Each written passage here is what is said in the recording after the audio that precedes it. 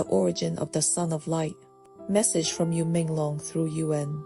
Menglong told me that what he wished to leave for the world, beyond exposing the truth about the sinister network of dark industries that persecutes all of humanity, was the reason he willingly chose to incarnate into this world, to endure surveillance, imprisonment, torment, and ultimately, to be persecuted to death. I have therefore compiled the messages you left behind into the origin of the Son of Light, divided into 3 posts, in the hope of helping you awaken every soul who shares a destined connection with him. You told me, nothing that happens in this world is coincidental. Everything is arranged by the Creator of the universe, in accordance with the fundamental laws of the cosmos, orderly and rhythmic, without exception. You believe that the composition of the universe is extraordinarily, almost inconceivably complex. The earth on which we humans dwell is merely one small planet among 9, and beyond it lies celestial bodies, star systems, layer upon layer, all the way up to the grandest heavenly structures. Yu's golden body, that is, his origin, came from a celestial realm countless light years away, so immeasurably distant that the human mind cannot fathom it. It exists in another layer of the universe beyond the one we inhabit. You explained that the universe is structured like the growth rings of a tree, layer upon layer. The outermost, and therefore the final, ring is called the grand universe. Earth, he said, sits at the very center of those rings, also known as the micro-universe. The celestial realm where his golden body resides lies in the 3rd layer down from what he called the grand universe. Looking downward from the 3rd layer, Earth cannot even be seen. In the eyes of the so-called upper celestial realm, our planet is so infinitesimally small as to be beyond conception. The celestial body in the upper celestial realm originally had a name. You uttered a string of words I could not understand. I believe he may have been speaking the language of the heavenly realms, and I apologize for this limitation. The only syllables I could make out were li-uli lo-li, meaning lapis lazuli or colored glaze. I shall therefore refer to his golden body's abode as the Liuli celestial realm. You said that he was once the sovereign of that realm. Accordingly, I shall call him the Liuli celestial king. The Liuli celestial king had many friends across the 3rd layer of the universe.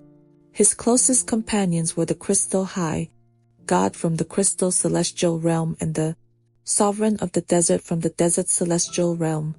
The Liuli celestial king's appearance was almost identical to Yu's mortal form, though his skin was even more luminously pale. Hair of cascading gold fell to his ankles, always gathered with a golden cord, and he wore robes of white. The crystal high god had a body that was nearly transparent, giving the impression of seeming to possess color yet being colorless.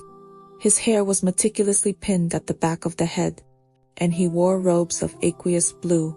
His countenance was androgynous, neither distinctly masculine nor feminine. The sovereign of the desert had a bare, shaven head. His original celestial appearance had been one of extraordinary beauty, but it caused sentient beings to develop attachments, which in turn brought chaos to an entire celestial realm. To release beings from their fixation on his appearance, the sovereign of the desert cut away his long hair and donned robes of golden yellow. One day, every sovereign of every celestial realm in the 3rd layer of the universe was guided by a messenger of the Creator to a high terrace, a vantage point from which one could gaze down upon the star systems of all layers below the 3rd. The Liuli celestial king arrived there alongside an innumerable host of celestial sovereigns. Through the Creator's power, they all witnessed the terrible vision of the future. The universe, every layer of it, without exception, was to undergo a great elimination. A new universe had already been fashioned, but the beings of the old universe, carrying with them the notions and attachments of the old order, could not enter the new one. They would have to be entirely dissolved. The Creator could not bear to see every life in the old universe perish. He wished to bring all of them, every single one, into the new universe. But he required the assistance of the celestial beings. and so he came to the high terrace to explain this to the higher life forms of the third layer. By this point, he had already addressed the beings of the first and second layers. If all were willing to relocate to the new universe, each would need to sign a divine covenant before the great pillar of the old universe tilted past the point of no return. Every celestial being of the upper realm would descend to the very center of the universe, Earth, to obtain the key to the new universe. In accordance with the terms of the divine covenant, each would fulfill their respective mission and help the Creator save all sentient beings. Earth is called the center of the universe, but in truth it is the lowest layer, the closest to the flames of hell. Here it is difficult for anyone to remain good and righteous. Why, then, would celestial beings from the upper paradises come to such a turbid and polluted place? Because the universe, like the rings of a tree, is layered one within another. Earth is both the innermost and the lowest ring. For the higher gods to reach it, they must undergo trial after trial, incarnating downward through one layer after another. The beings here carry the weight of sin. Many of them were brought up from hell by the Creator himself, for long. Long ago they too had once been gods, gods who erred and were punished. If the Creator were to offer the key in the upper celestial realm, the humans below would neither see it nor receive it, for the sins they once committed would blind their eyes.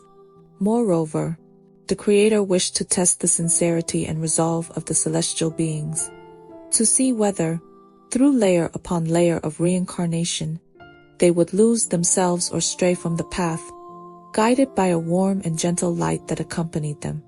Through every descending layer, the celestial beings finally incarnated on earth. That guiding light was itself the Liuli celestial king's sacred mission. He was entrusted with illuminating and safeguarding their path, which meant he had to be the very last to descend into mortal life.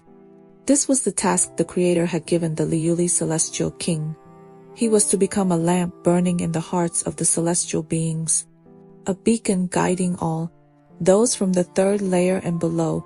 Whenever they wandered off course, his light would lead them back to the true path. The celestial beings who incarnated on earth, one after another across the ages, remembered nothing of one another after drinking the broth of forgetting. Yet the lamp in their hearts continued to shine, guiding them unerringly through the mortal world and leading them safely to what Buddhism calls the age of Dharma's end, the appointed time to receive the key from the Creator, granting access to the new universe. Thank you for listening to me thus far.